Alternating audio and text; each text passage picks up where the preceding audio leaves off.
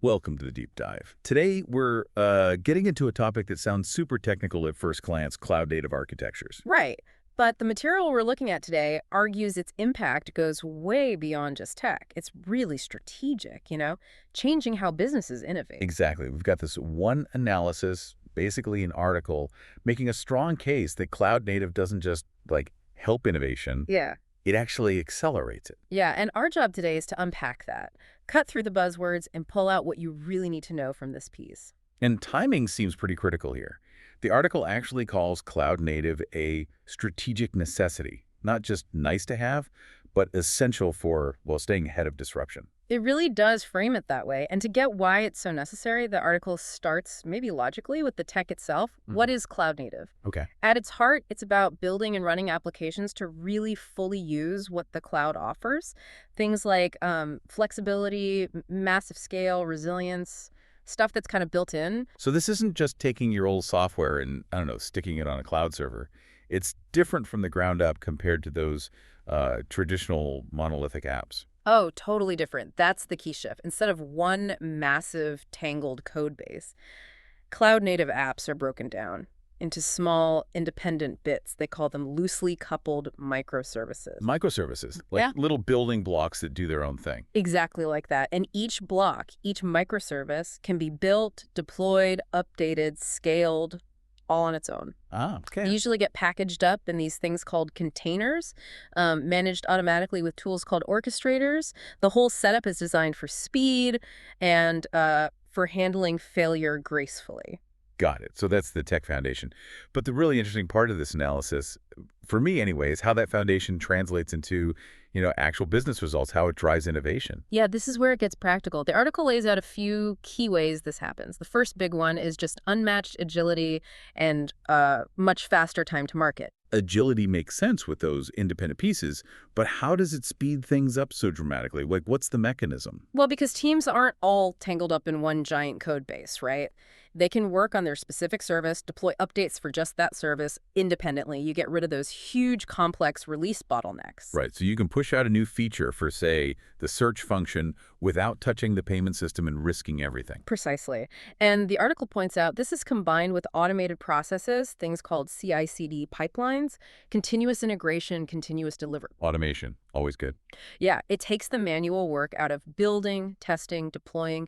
The analysis suggests this can really slash release times. We're talking potentially going from months down to days, Hmm. maybe even hours in some cases. Hours, wow, Oh, wow. that's a huge difference. And the article mentions this idea of safe experimentation. I like that. That's critical. Because it's faster and the pieces are independent, it's less risky to try things.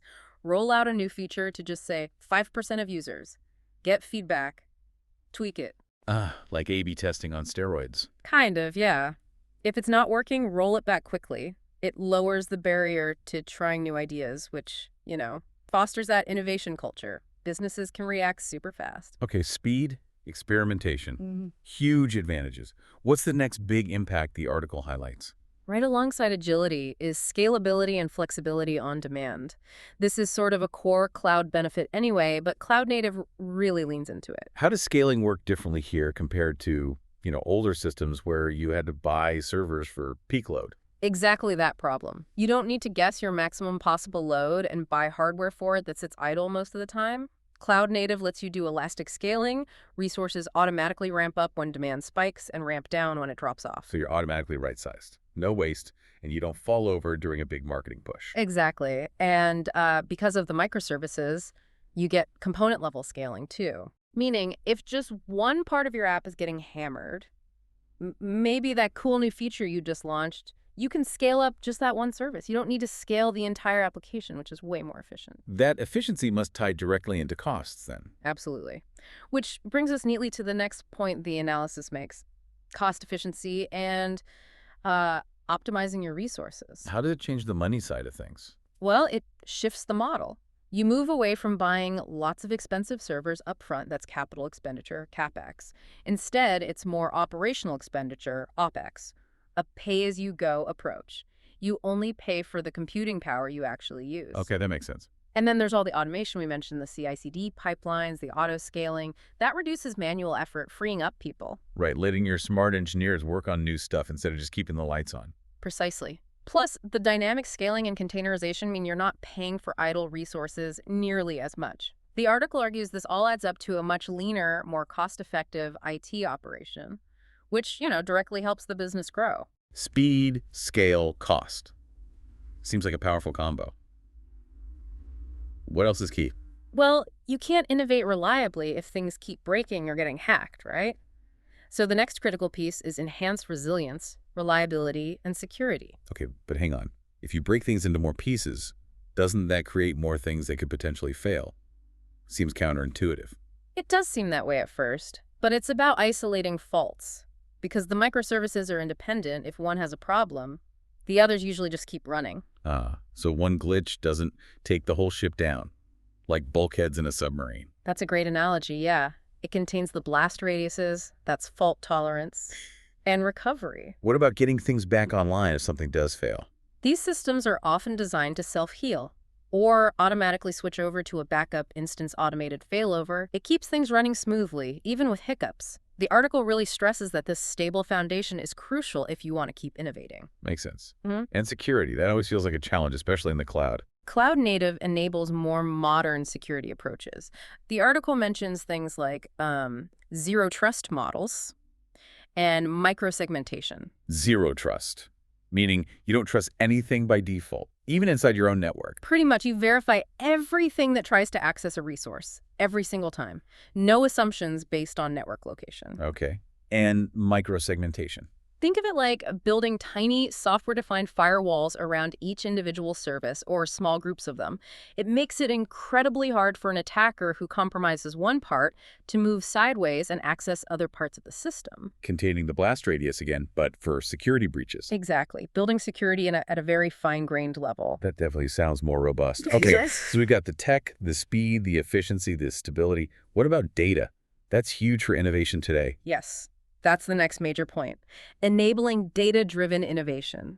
Cloud-native apps are sort of naturally designed to plug into all the powerful data analytics and machine learning tools available in the cloud. Why is that connection easier? It comes back to that modular design and something called API-first design. Basically, services talk to each other through standard interfaces, APIs.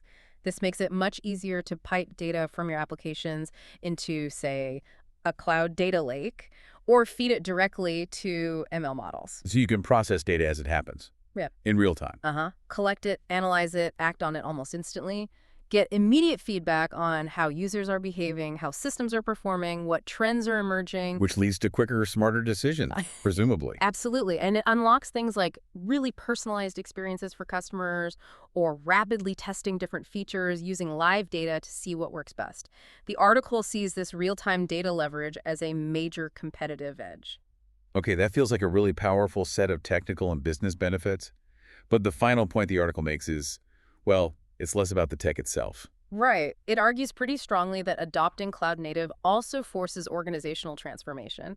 It helps break down those traditional silos between teams. It's a cultural shift as much as a tech one. How does an architecture change company culture? Well, think about it. To make microservices, automation, and CI/CD work effectively, your development teams, your operations teams, your security teams, they have to work together much more closely. The whole DevOps idea. Exactly. They start sharing tools, sharing responsibility, collaborating throughout the entire process. The technology kind of nudges them or even forces them into that different way of working. Interesting. And that API-first thinking. It also makes it easier to connect with external partners or third-party services, so it encourages looking beyond just internal capabilities. Plus, giving teams more power to manage their own services, self-service, boosts autonomy and speed, cutting down old bottlenecks. So it's tech-enabling culture change, which then enables more sustained innovation. That's the argument the article makes, yes. That cultural shift is vital. Okay, so if those are the big whys, the article does give some pointers on the how, right? Like best practices. It does, yeah. Briefly, it hits on things like really committing to microservices and APIs, using containers and orchestration, fully automating with CI/CD, making sure security and monitoring are built in from day one, not bolted on later. And maybe most importantly, actively cultivating that different cloud-native mindset across the teams. And for the leadership. Yeah. Any specific strategic points mentioned? Yeah, a few crucial ones. Things like needing strong executive backing. You definitely need to invest in training people, developing new skills. Makes sense. Big change. And you need good governance, especially around costs, because cloud bills can get out of hand if you're not careful. Oh, and it recommends starting incrementally. Don't try to boil the ocean. Maybe start with a new project or modernize one piece at a time. Right. Avoid the big bang approach. That all sounds practical. But then right at the end, the article throws out this really pointed question. It kind of challenges you. It does. It asks, essentially, are you really using cloud native to drive continuous innovation? Or are you maybe just recreating your old problems and limitations just in a new cloud environment? That's a sharp distinction. Because you could just take an old monolithic app and run it on cloud servers without changing how it's built, couldn't you? Lift and shift. Exactly. And the article is very clear. Just doing that, just lifting and shifting, doesn't give you the real benefits. It doesn't unlock that speed and agility we've been talking about. So the magic isn't just moving to the cloud. No. The real power, the real acceleration, comes from fundamentally changing how you build and operate, embracing the modularity, the automation, the experimentation. Otherwise, yeah, you're just running old stuff in a different data center, basically. The power's in the re-architecture, not just the relocation. That sums it up perfectly. And the organizations that get that, that make that deeper shift, are the ones really setting themselves up to, lead through constant innovation. So wrapping this up, the core message from this deep dive seems pretty clear. Cloud native isn't just a tech upgrade. It's really a strategic imperative. Yeah, it's about knitting together the technology, the processes, and the culture to unlock speed, agility, resilience, to build that capacity for innovating constantly. It really becomes the engine for business growth, doesn't it? It does. And the article leaves us with this idea that really sticks, that the future belongs to companies that can innovate continuously, precisely by aligning tech, process, and culture around these cloud-native ideas. So maybe the question for you to think about is, what does embracing or maybe refining a cloud-native approach really mean for enabling your organization to innovate nonstop? How do you make that continuous innovation a reality?